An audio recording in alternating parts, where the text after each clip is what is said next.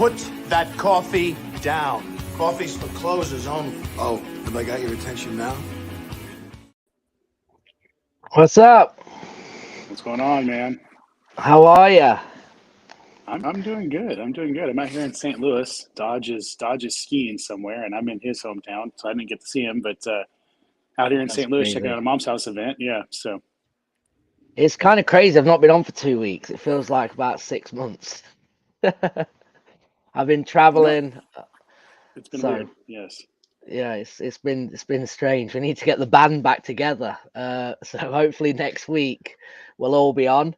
But again, we have consistently showed up. So guys, if you're watching, good morning. This is Coffee with Closers. I'm Gavin Timms. This is Don Costa. David Dodge is skiing this week, so he's not joining us. This episode is going to be probably about 25-30 minutes. We're just going to have a kind of a catch up, see what's been going on in Don's life and what I've got going on, and we'll kind of go from there. And if you have any questions, guys, feel free to put them in the comments as well. We'll try and answer anything that we can. So, Don, you're telling me that you're in. When did you get to St. Louis? I'm in St. Louis on Sunday. I'm out here checking out Phil Vincent's mom's house event. They do a 3-day training on everything lead gen when it comes to senior living and basically moving mom out of her home and into senior living. And it's a really, really incredibly educational opportunity program. I guess hard to get my words out this morning, but yeah, it's been good, and just picking up a lot of things and hanging out and networking with a lot of cool people. A lot of people put themselves in a bubble, put themselves in a box, and they work on their stuff and they don't get out. And I'm always amazed by the opportunities that present themselves when I come out to an event.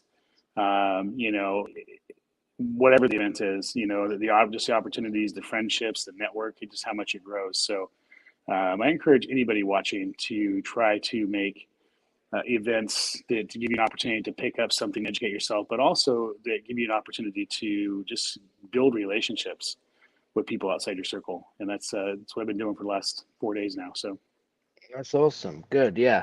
I know Joe was saying, I think he was going to go and check it out. I don't know if you've seen him yet. I McCall. haven't. No. Okay. I never see Joe. I never see Joe in St. Louis, man. Unless I paid to see him. Joe's famous. That's awesome. Yeah, he said he was going. I need to check in. He said he was going to be there like Monday, Tuesday, Wednesday or something, checking it out. So I'm surprised. Okay, so you're doing that. So when are you leaving? I fly home tomorrow, actually. So I fly home tomorrow, and I turn around and I fly to LA, and I'm speaking at an event in LA on Saturday for Realty 411. So excited about that. So it'd be a busy week, but again, get to meet a lot of people and get to be on stage on Saturday, kind of sharing my story and what we got going on. So that's gonna be fun. Of course, it always is. And Nice. yeah. And what about you? You've been traveling, so you've been up and down the California coast and all over the place, man. So and what's amazing here is you're still doing deals. You're still doing business, and that's super cool. Absolutely, yeah. I was in California for a week. I did the coast. I went to Florida for a week. We had a mastermind there called the Family Mastermind. Then I did I had a 1 day off, and then I did my 1 day event in Tampa, Florida, and then I went to Savannah, Georgia for St. Patrick's Day. I had a friend come in from England, and then I got back to Phoenix on Sunday. I'm here for about a week and a half, and then I'm going to be going back to Florida, and then I go to England for a couple of weeks. So yeah, it's just been crazy. But that's what this business allows us to do, right? And sometimes, I've got some stuff going on, and sometimes you just got to get away and just kind of reset, focus on yourself. And I think it's important. It's important to stay busy and do kind of what you want, if that makes sense. Agreed. Now, have you been RVing this entire time, or did you catch a couple of flights in there? No, I haven't. I'm in my RV right now, so I'm back in Phoenix. I bought a house in Phoenix. I'm on the drive of. We're doing a full rehab on it. The floor's in now. We're waiting to have the kitchen fitted. It just arrived a couple of days ago. We're spraying the outside, so probably another couple of weeks, 2 or 3 weeks, it should be done and ready to kind of get furniture going in there. But my RV stay, I've just been flying really into Florida, and then I drove up to Savannah, which is about 4 or 5 hour drive. Stayed there. Obviously, I have a house there, so I grabbed my car, so I had that, and then I flew back in here, so I have a car here as well. So, yeah, it's kind of been hectic as well. But yeah, it's good. So the RV's staying put, but it's ready for a trip at any point, you know. So yeah, it's kind of what's been happening. Awesome. Um, So let's talk about, we talked last week about, getting started in this business, like some of the things we would do, Dave and I would do if we had to do it all over again. I yeah, think, the virtual stuff you're doing might be a good topic this week, and just kind of like, you're traveling, you're in the RV, you're living, you have a home in 2 different states. So you're never in one spot for a long period of time.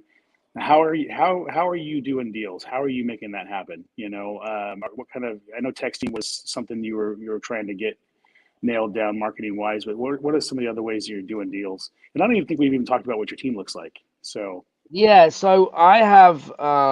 It's a good question. The first thing is when you go virtual, in my opinion, as soon as you're not running appointments, you're virtual, right? It's that mhm. simple. And that could be you as I'm talking to a sole entrepreneur here, right? Maybe getting into the business, they don't have the funds, they don't have a team yet, whatever it is. If you don't see the house, you're now virtual. You could be in your own market, but if you physically don't go there, you're virtual. And that's kind of how I set up from the get-go. I understood that if I don't go to the house, I can do it from anywhere in the world. That was the first kind of mind shift that I made to say, okay, well, that makes sense, right? So when I started doing business in Phoenix, living in Phoenix, I never saw any of the houses still. And I was disciplined to doing that because, again, if I need to go to England, I wanted to travel, I need to operate. So I did everything from the phone and locking up deals and then building relationships and networking with other people. So again, Don, I don't believe I've ever done a deal, and I haven't, or I can't think of one. I've never done a deal on my own. Okay. Whether Okay. I've been acquisition, whether I've been the marketer, whether I've been dispo, I've never done a deal ever where I have marketed, picked the lead up myself, got the contract, went into escrow, found the buyer, closed it. Never done it. Never done it. So I, when you say never done on your own, you don't mean team, you mean partners, like JV partners, whatever the deal, right? Correct. Yeah. The way that I'm built, I have JV partners that I am regular partners with or just pulling in. Just like if I picked up a deal in California, right? I just call you and say, can you dispo? Let's partner on it. You know what I mean? Like that's kind of Mm-hmm. how I do business because then now I can hand out. There's 2 things that happen with me making that choice. Number one is you work California, you're going to have better buyers, better processes. We're going to do things faster, right, by using you, and you're probably going to make me more money than me going and spending all my time trying to find the buyer, the escrow company. I don't know the buyer. Is he going to close? All of these things that go into it. Or I make one phone call to you, say, hey, I got a deal, looks great. What do you think of the numbers? Yeah, we can move that. What do you think we can make? This, boom, let's partner. You take it from here, get it closed, and we both get paid. I mean, that's kind of how I do it. So and it makes sense to me because now I can focus on getting the next deal, right? And that's all I've ever done. Doing it. So I've not got the scarcity mindset about like I'm not giving 50% up, right? I don't look at it like that. I'm gaining 50% and a lot of time back. That's how I look at it. Well, and you're not spending the money maintaining a team and everything a team needs, and so you're probably gaining there as well. So For sure, for yeah. sure. Because if I had acquisition, disposition, marketing, I'm still when we cut all that down, I'm no better off probably than if I was partnering, right? So I have a couple of key partners, whether it's creative finance, whether it's deals, like in Alabama, I run all the marketing. So my team is literally like on the real estate. It's kind of me. I've got one lead VA. I got probably 5 VAs under him. And then I've got my kind of operations, like admin, financial person in Lauren. I have Gabe who does all my content stuff, and that's my team. And then I have a couple of business partners that I do deals with, that I lead gen for.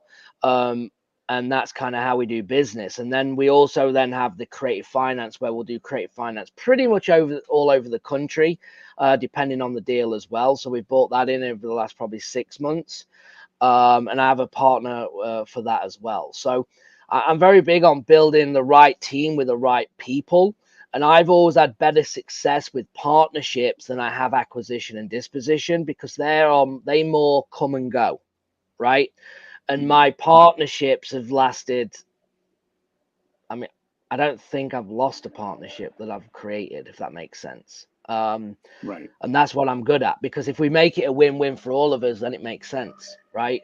And that's kind of how I then run the business. So I run now, after being in the acquisition role for years, locking up deals. That's kind of what I do. That's what I'm comfortable in doing in terms of the sales. I like talking to people.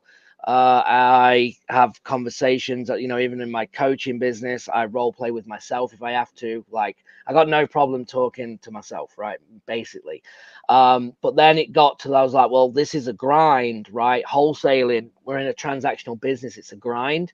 So I was like, well, how do I remove myself? And that's when then I started to get really good at the marketing, the systems, utilizing VAs, team members, where I could then allow them to make more money focusing on what they're good at, and allow me to run the systems and the marketing, and then we'll JV, and then we all get paid, and it's worked really well for us. So that's kind of how I do it, and that's why I'm able to operate from anywhere as long as I have an internet connection and a phone.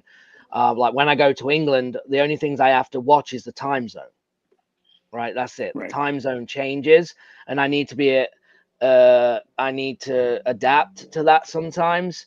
But other than that, I don't miss a beat. It doesn't matter where I am, right? And as long as I do my key things, and to be honest, Don, what's amazing, like when I haven't been to England nearly 3 years. That's why I'm going, because of the whole pandemic craziness. But normally I go twice a year.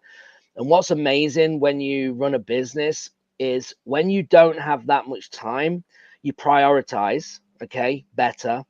And your dollars per hour goes through the roof, because what you'll do is, like, if I'm traveling to England, I might work an hour a day or 2 hours a day, right? And I have a very small window to get all these things done. Well, all the noise and the craziness gets pushed to a side, and then I actually focus on what I actually need to get done, right? And what happens is I'm more efficient when I'm traveling, because I don't, as an entrepreneur, and I'm sure you're the same, if I'm sitting here all day and I've got nothing to do but work, I could sit there for 12 hours and work. But when I actually look back at the day, did I actually get Right. anything done? Or was it just a lot of like going around, oh, you could do this and do that? And I was all busy, but I was busy doing nothing, right? And that happens a lot. And it's super frustrating, because I was like, well, what if I could do 12 hours of like prioritizing, but it's just not possible.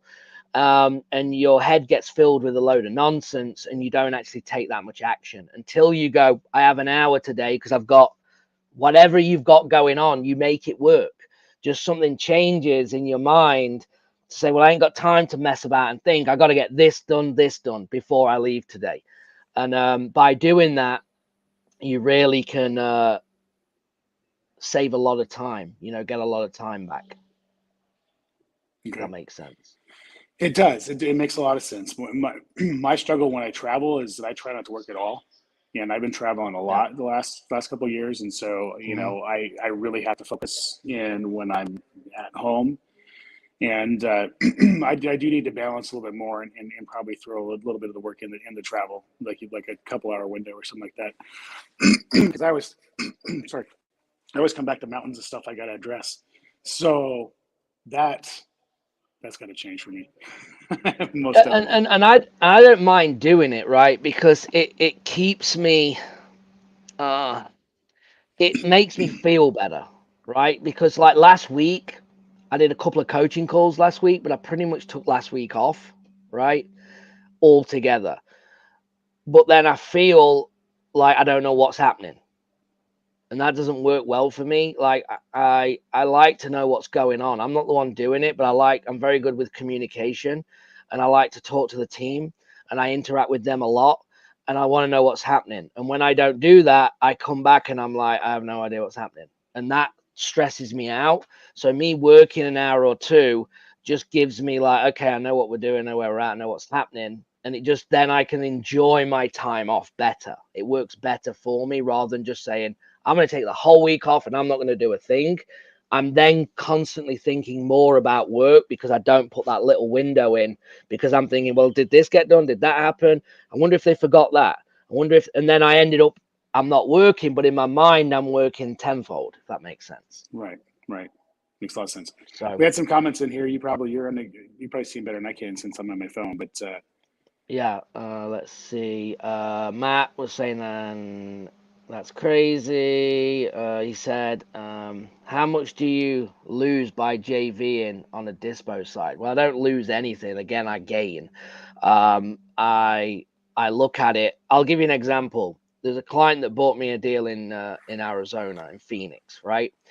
And he bought me this deal, and I said, yeah, I can move it. I can make 10. I can move this. I think it was 80. I can move it for 90. Immediately, I have a buyer. But I was like, let me see if I can get any more money. So I called a friend of mine in Phoenix, he's got a big buyers list, knows a lot more people than me. And I said, hey, I got a client who's bought me a deal. I can make 90,000 on it. Sorry, I can make 10,000 on it, sell it for 90. We can make 5 each. But if I bring you in, I think you can get it higher. The only thing that I need you to do is I need to make sure he gets minimum 5,000, because that's what I could move it for. And he's like, yeah, I can get that up. So we ended up selling it, I think, for 103. So we actually made 75 or 7,000 or 7,500, whatever it was, each. So you got to look at, for me, right? I was a connector in that transaction. I made 2 phone calls, right? The client made $2,500 more than he would have done when he bought it to me, that I could move it for. The other guy made 7,500 because I bought him the deal, and I still made 7,500. So by using your network and connections, because everyone's got better buyers, right, depending on what they're doing, that we all made more money. But you have to look at them. What was my time in that? So one, I looked after the client and said he's a minimum going to walk away with 5, right, if we can't get it up. And then I've all of a sudden removed myself from that, and I made 7,500 for 2 phone calls. So that is the way I look at it, right? How can I get all of my time back, get people that I like doing business with paid, and then we're all happy? That's just the way I do it. That's how I've always done it. You know, the guy who brand new I bought the deal, well, I've just made him $7,500. So now we're on a new level, right? And now you end up building that relationship, doing more things together, and it all comes around, and that's kind of how I do it. My mindset behind it. Awesome. Yeah, no, that's definitely cool. Yeah. Dan said here, if you need help in Mississippi, please let me know. Thanks. Dan, I don't know about Don. I've done deals in Mississippi, in Jackson, Mississippi. The only problem is with Mississippi, it's actually, I believe, it's the least state for cash buyers. There's not that many cash transactions in Mississippi compared to other states. The other problem is with Mississippi, because it's like clay based, there's a lot of foundation issues. So you look like you're getting smoking deals all the time, but then it's constant foundation because it's built on clay or something. We did the deals that I did there. I did a couple of deals with local investors, but mainly to a hedge fund that went in there.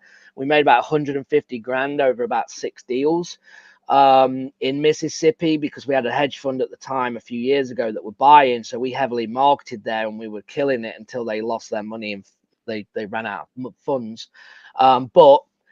So Mississippi is not something that I'd focus on because of the clay base, and again the foundation issues that seem to be a constant thing there.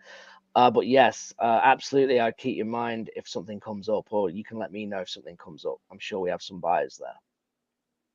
So just a tip on that. Texas has that issue as well, and I guess a lot of the states in that kind of region. for sure, for sure. So let's see if we have anything else. Sounds good if it works for you. You said that's great. So yeah, so that's all the questions, guys. If you have any more questions, let us know. And don't get me wrong, as well. Like, I don't want to sit here and say that everything's perfect, because it's far from. I know I've opened up several times. Like, we went into heavily flipping, so my model kind of broke down a little bit last year. I went heavily into flipping because I thought I spotted an opportunity, which I did, but at the same time, I calculated it wrong because I didn't have the right team in place, right? So I went heavily flipping in Alabama. We got into a bit of a mess with contractors, which then derailed my wholesale team. One of my business partners had to step in to manage the flips, which then stopped the wholesale. And then you can see now, when you're now up against it, right? We're leveraging. We had a plan that we would take one flip at a time. We wouldn't put in over 30,000, else we'd wholesale it. Next thing, we're in 5-6 flips at a time. We're doing $130,000 rehabs, and we made money. We didn't lose money in that process. We made money, and we only made money because we bought right. I have a rule: if I'm buying a flip, that if I can't wholesale it, I'm not buying it. It's a simple rule, but I think everyone should, especially if you're sourcing deals. If you can't wholesale the deal, you do not buy it yourself, and that's what saved us. Okay, because we bought right. So we made money, but it was a big learning curve for me to go, okay, on my blueprint. If you looked at my blueprint in terms of my business plan going into that, you'd be like, yeah, you got this. This is great. But then when things don't happen to your business plan, what backup do you have? And I didn't have the backup, right? And that's when you start scrambling. But it's a part of a learning curve, right? And you always learn from your failures. It doesn't matter what level you're at. It's the failures that you learn from, because guess what?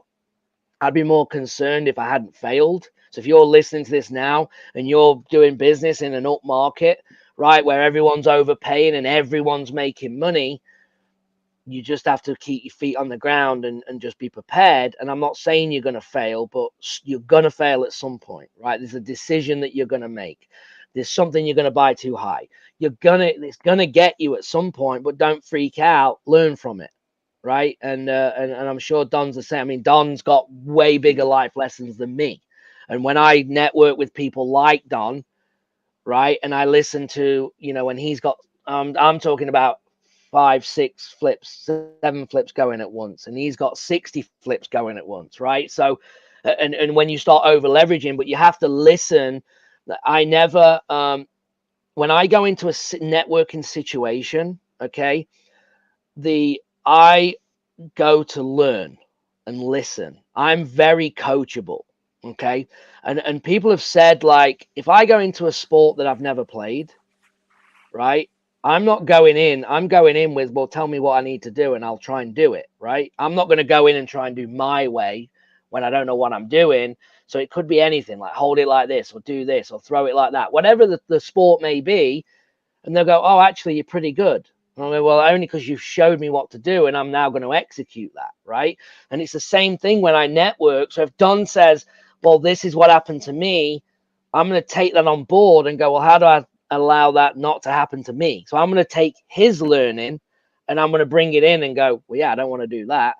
And that's what, we talk about masterminds and networking. They're the things that you get from it.